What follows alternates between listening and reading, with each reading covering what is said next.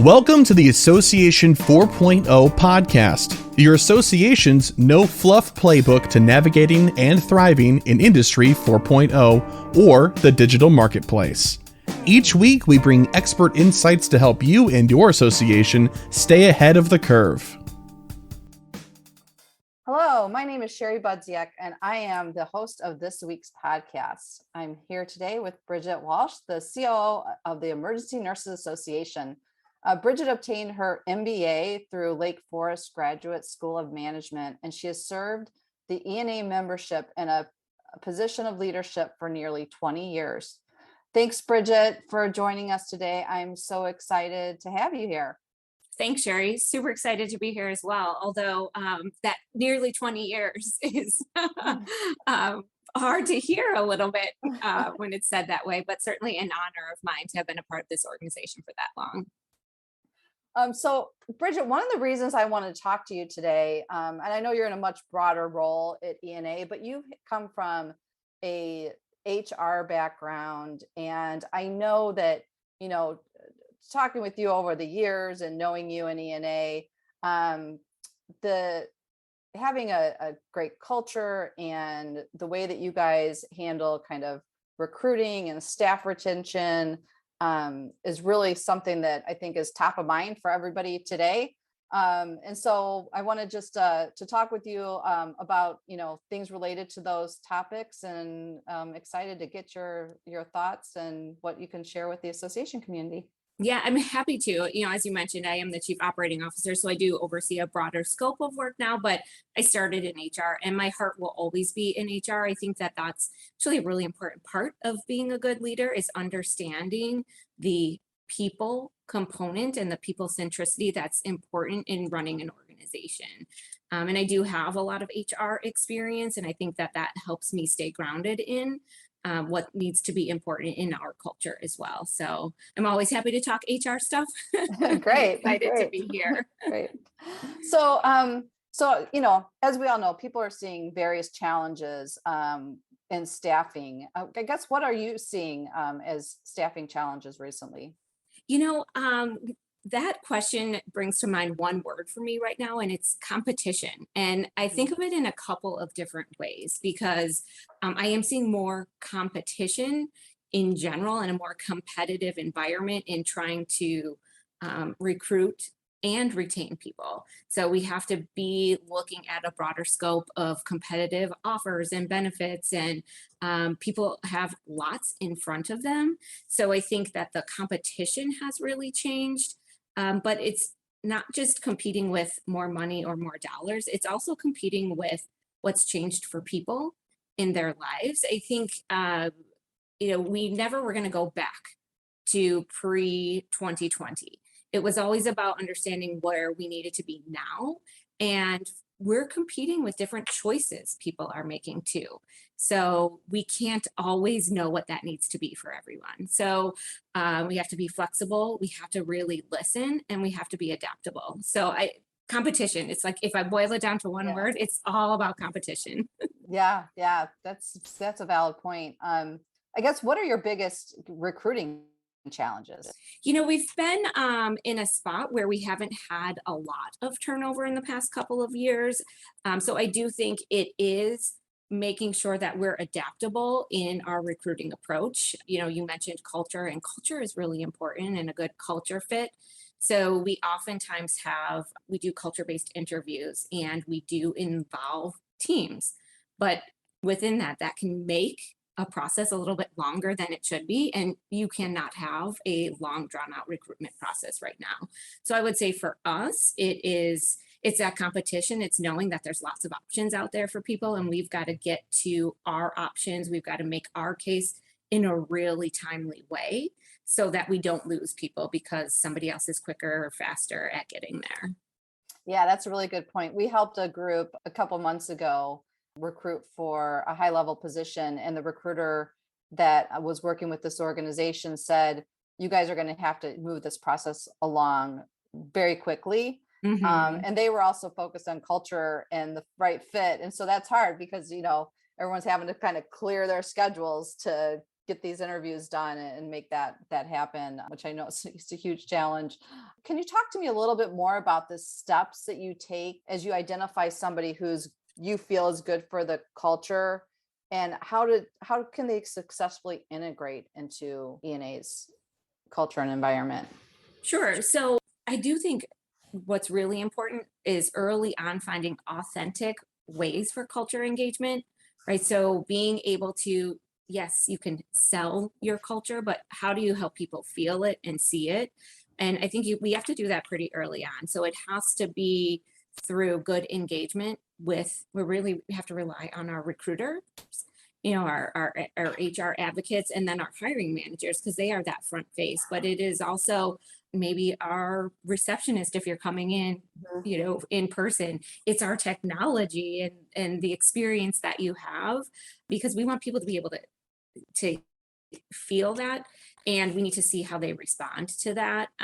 And that's not anything you can do with a test. It has to be with that engagement. So I actually feel that the Zoom or Teams or whatever technology platform you're using helps that. I do feel that you get a bit of a better feel for people when you can have a Zoom interview instead of the old school phone screen for that first step. I think that that's helped accelerate that, because you feel a little bit more authenticity than maybe just through the phone. But we also make sure that we still do in-person interviews whenever we can.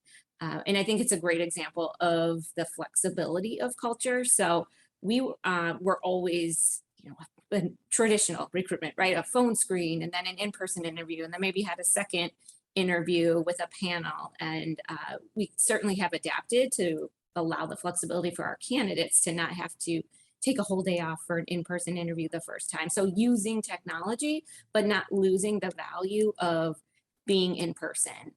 And I think it serves two purposes. It certainly serves a purpose for us to be able to get us a feel for the individual and who they are and how they interact with others, how they feel about the space that we've created here, that I think is a really important part of our culture. But they get to see it too. And I think that it helps them understand as a hybrid work environment why people like to come here still, why it's important what we create here. So it's important for the candidates to be able to see, and it's important for us to be able to see them. And I think that that's been a good step, while not making it too long and drawn out either. Yeah. Well, and you guys, I think that is a big differentiator for ENA, is that you guys built, even this physical building, the way that the building and the environment is designed enforces that culture and your mission. And we have a whole video on that on videos.orgcommunity.com that talks about, in a video about, so as everybody, as you said, is kind of, people say they want to work remote, but there is something, and there's some big value that comes from, like you said, being in the office in that collaborative environment as well. So Bridget, kind of follow up on that, what qualities do you want to see in employees that you hire? So flexibility, certainly adaptability, a commitment to culture and to team, really being able to be collaborative, but also accountable. In that sense of accountability, we have culture attributes that describe how we want to work together around inclusivity, empowerment, accountability, being committed to our members. And all of those things are really important when we're looking for individuals to join our team. And how do DEI issues factor into your recruitment process now? I know that's kind of top of mind for folks. Yes, yeah. It's interesting because we have had a really strong staff engagement around DEI. Our board themselves has really committed to DEI as part of our organizational goals. And one of the things that we're actually looking at right now is how does that change the way that we operate as well? So it is important. We are always looking for people with diverse backgrounds and experiences. And it is something that we know organizationally we can continue to learn and grow and do better. We are, as an organization, taking kind of a slow growth and learn, not just a reactive, we need to be DEI because that's what everybody is talking about right now. Right. But what is a meaningful way in which it impacts our organization and our team? So is one of our core values. It is part of our organizational goals. It is part of our strategic plan. Have we done anything different in recruitment? I don't think we've done anything like one particular thing different. I think it is more about just being aware of and assessing. So one of the things we're doing organizationally is where are the things we don't even know might be hindering candidates of diverse experience from joining our team. Because I think that that's almost more important than just posting on a DEI website. You can post as many jobs as you want on a DEI website, but are there systems in place that maybe get in the way and hinder, and you don't even know they're systemic? So we're looking at implicit bias training. We've been doing that with our leadership groups, anywhere that you have the chance to choose people for engagement. So not even just recruitment, but in our volunteers, in award applications, making sure that people are aware of and understand those biases, because I think that's where you make the meaningful change. It also takes longer time. Yeah. So, where I see organizations kind of fail in some respects when it comes to recruiting and hiring, is that kind of that's where it ends. And then they get a job and you're like, okay, here's a computer and here's some files, but good luck. So do you have like some tips for like onboarding, or what are kind of your guys' initiatives around onboarding a candidate? Yeah, actually, that's even more important, right? We talk a lot about shepherding people through the recruitment process, and then you can't just turn them over. Here's your desk.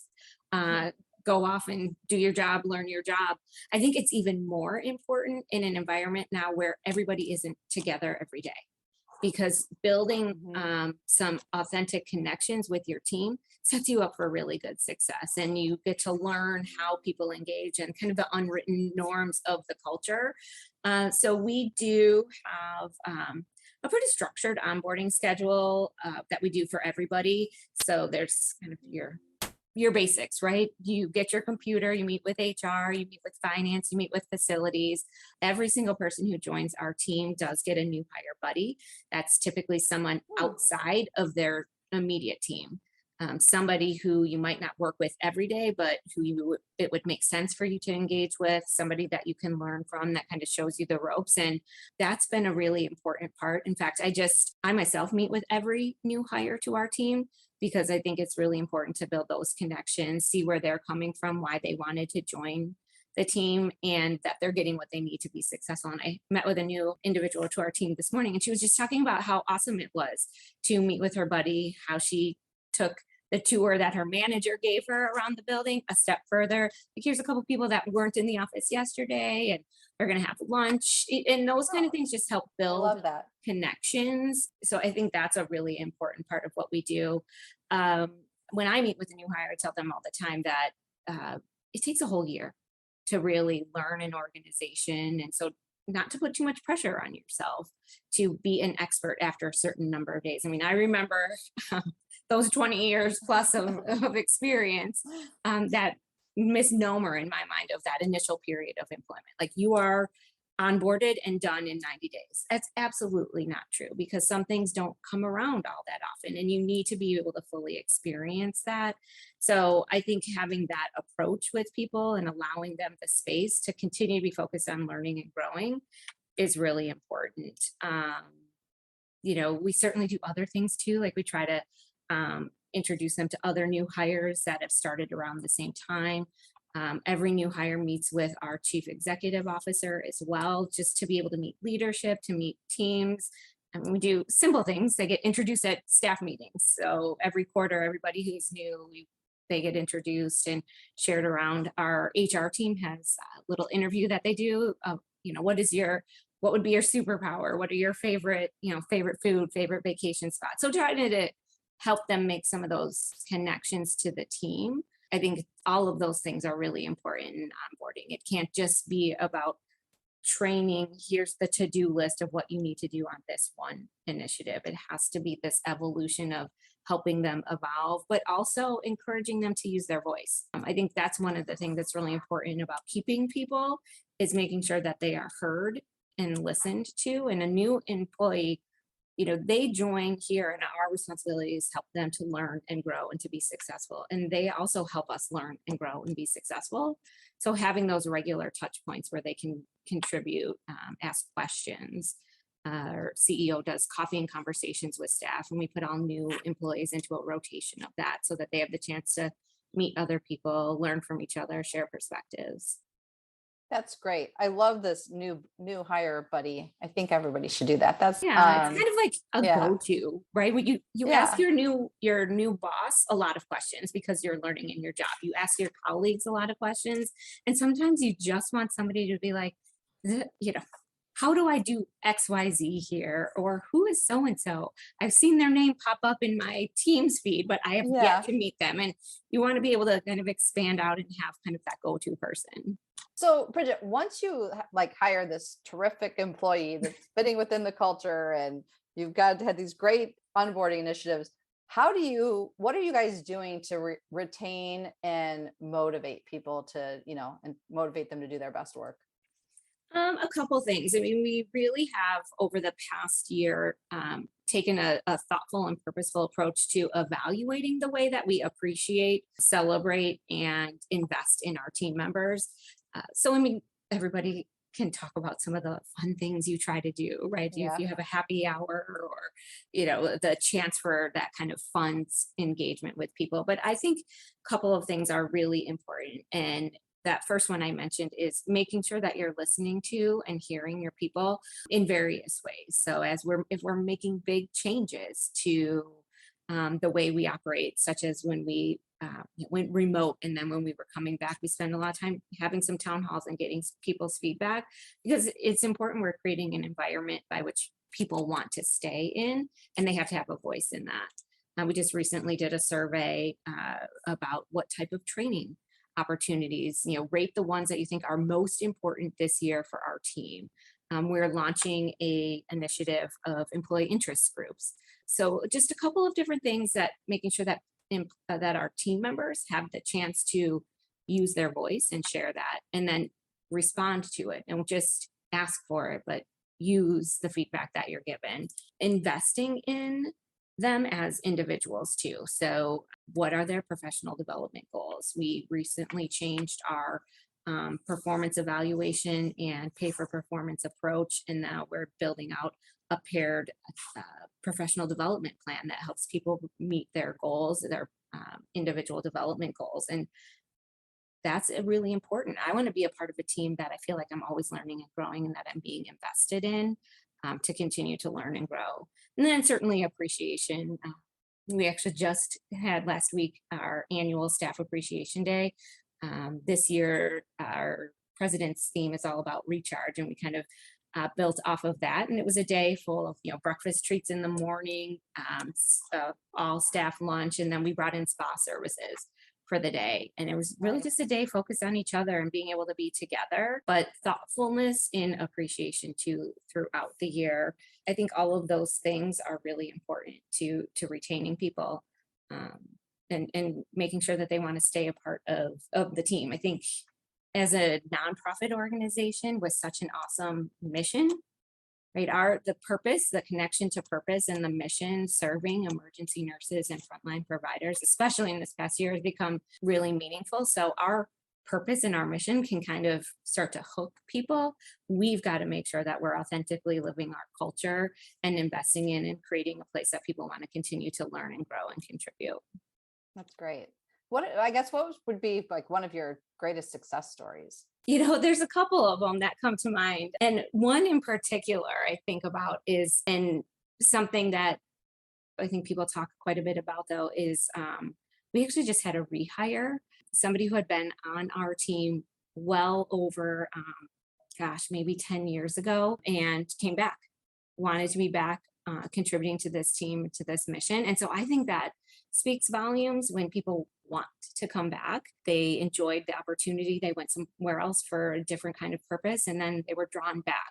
I think that's something that I'm pretty proud of there. The other thing I would say is we had an employee who, over the pandemic, kind of jumped in to help out in our virtual events. Everything was virtual, right? Everybody was hosting happy hours or doing virtual conferences. And we had an employee who expressed interest, was willing to help, and kind of charted her own course. And this year we were able to create a new role that meshed with that for her. And so she kind of started to build her own course here, and we were able to figure out how that works for our team and put her into a role that really set her in a place where she wanted to continue to grow personally and professionally. And I love when we can do that here. Because you can't always do that here. I mean, I pretend, right, that everyone who came here would stay here forever, because you can create their next step, but you can't always do that for people. And I want to make sure that while people are here, they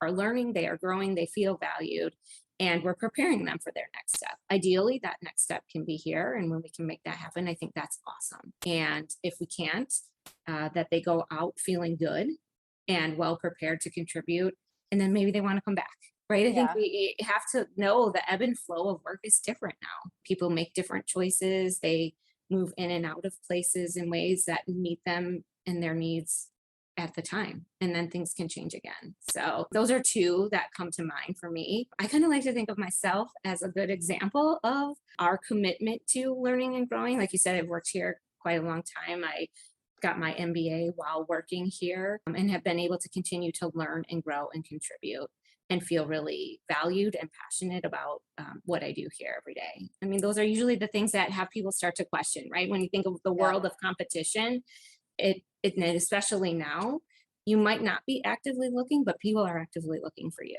And if they can offer you that hook that we can't, so I want to make sure that we're doing that people feel valued, they feel that they can continue to learn and grow and contribute. I think that's really important. Yeah, I agree. I think that's really important, because I'm getting calls all the time that somebody just called me the other day and said, Sherry, I lost an employee because this other kind of a competitor of theirs, their association management company, hired one of my employees for 50% more than what they're making. There's just no way that, I can afford that. And so there are these, I guess, opportunities for people to take jobs for a lot more money because there's just that competition. Mm-hmm. But the organizations that are retaining the most staff right now, it's not about the money. And I've always said it's really typically not about the money, right? It's about the environment and the culture, and like you said, the ability to learn and grow and have those opportunities, and feel like you're being successful and you're passionate about the mission. So you guys have a lot of things that I think are really doing, very well for you guys in that respect. Thanks. Yeah, so that's really exciting stuff. So what, I guess, did the pandemic kind of cause ENA, or even post-pandemic, to think differently about staffing initiatives? I mean, I would say probably the biggest thing is flexibility. Mm-hmm. Right? We really have to make sure that we are being flexible and providing flexibility, because that's really important. I think we all moved into this at home, and our home and our work lives became so intertwined, and finding ways to build out those balances and take the good that we learn from that, while also being able to learn from the challenges that come with that too. Right? I mean, sometimes your work is always there. How do you shut it down? How do you help people shut it down? How do you help people find the balance that they need? And I think the best example of how that really changed for us is we always allowed people to, we used to call it telecommute, right? Like you could work from home. And pre-COVID, that was an application process. And so you had to kind of fill out an application with your desire to want to work from home. There were qualifications. You had to have worked here at least 6 months. You had to be able to be proven successful in what you were doing. And you got one day. If you were successful in that and and your manager approved it, and you could apply for a second day, right? And so it was this process to be able to do it. Gone is that has to be gone, right? I mean, certainly because we all went home for quite some time, but as we came back, we were always really purposeful and clear that the value of our space and our collaborative space is uniquely a part of who we are. Yeah. The collaborative environment, the team environment, the mission-based environment we built here. We knew we always wanted to have in-office time. What that looked like was somewhat guided by our team, knowing that we were going to be back here. And I think that flexibility is so important. So when we came back to the office on a more regular basis, we returned to what what is here to stay is our hybrid environment. And gone is any of that, administrative requirements to be able to be at home. Everybody can work remotely. You don't have to apply. You don't have to prove yourself. From day one, as a new employee, everyone has the ability to work remotely and to be in the office. And we ask that everybody be here 2 days a week. You can be here more if you want. And occasionally, if you need it, you can be here less if something else is going on. And we really pushed out that flexibility so that it isn't managed by HR or managed by facilities, who's here, who's not. It's managed at the team level, what your schedules are, what your days are. If you need flexibility in a certain week or another, certainly we ask for a little bit of flexibility in return. If you got a work team or a committee coming into the office, you may need an extra day here or there. But if your car's in the shop and you need an extra day at home, that can happen too. And so I think that by broadening that and allowing that flexibility for people, that was probably a good example of how it changed for us.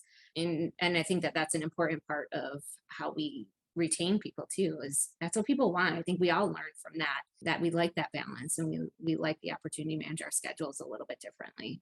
Yeah, I think, we were so integrated with work in life, right? Like people we'll all talk about, okay, this kids were home from school learning or trying to work, whatever. But now it was like 2 years of getting used to that. So, so to your point, like now, can I go take my car to the shop and actually work from, while I'm waiting for it? Yeah, we know we could do that. The other day, right. I actually had this moment where I had my daughter had 2 soccer games and I had a 6 o'clock committee call. And I thought to myself, well, I'll just skip the games and do this meeting at home.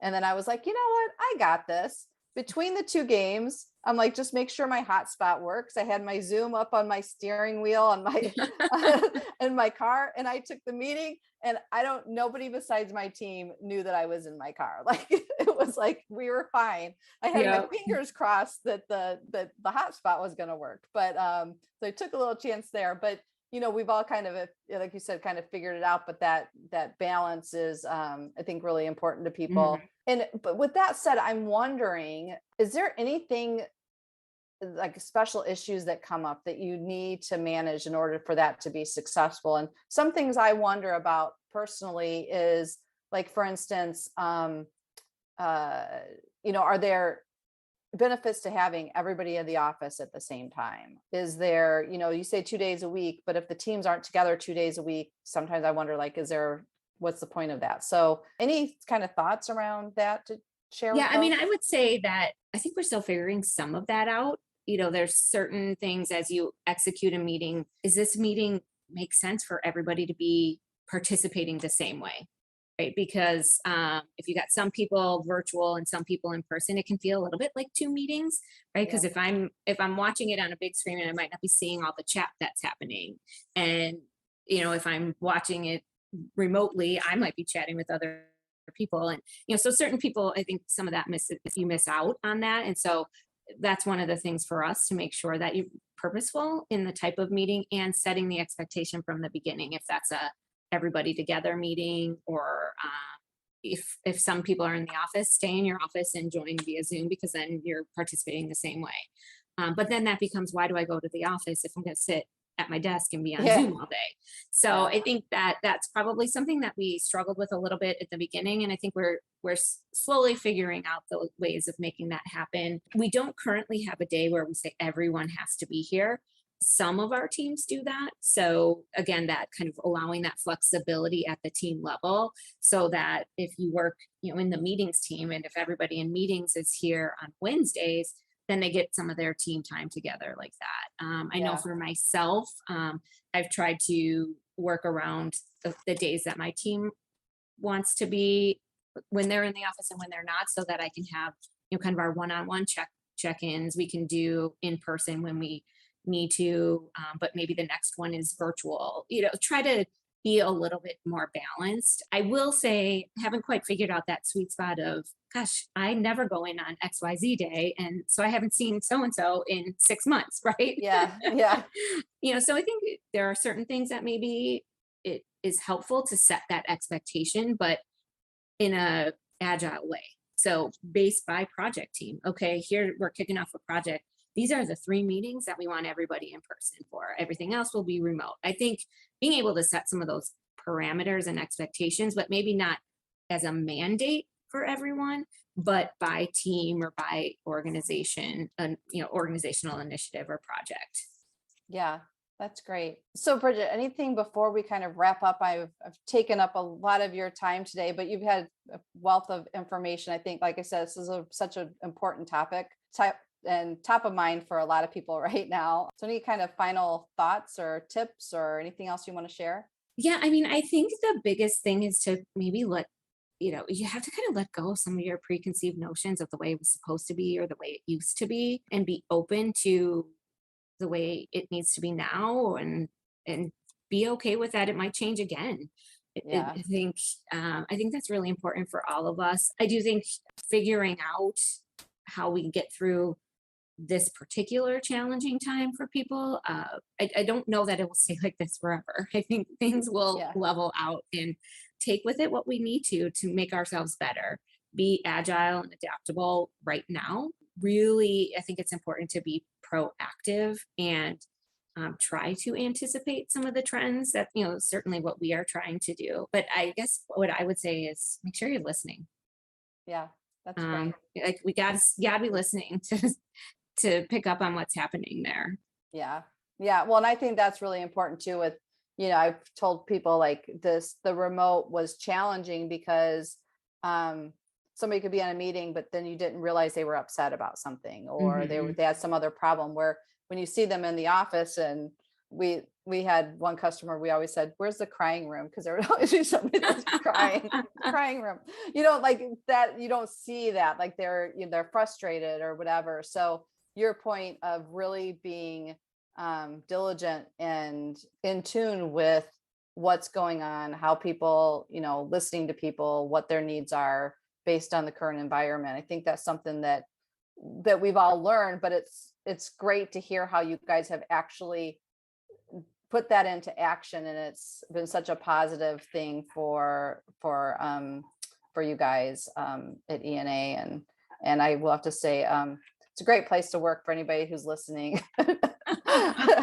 And it's a great environment for those that can actually go and see the building someday. That was one of the first things that I know we thought of when everyone was at home. We're like, oh, that beautiful building at ENA. Well, we're always happy to show it off if anyone is interested. But yeah, I really appreciate the opportunity, because we're not all going to get it right all the time, and just being able to learn and hear from each other, keep our ears to the ground with our teams, but also with what candidates are saying. I think that helps us continue to learn what people are looking for, and I really appreciate the opportunity to talk a little bit about what we're doing here, and hope it resonates with people out there. Great. Well, great. Thank you so much for being with us today, Bridget. Really appreciate it. Yeah, my pleasure. Thanks again for the opportunity, Sherry.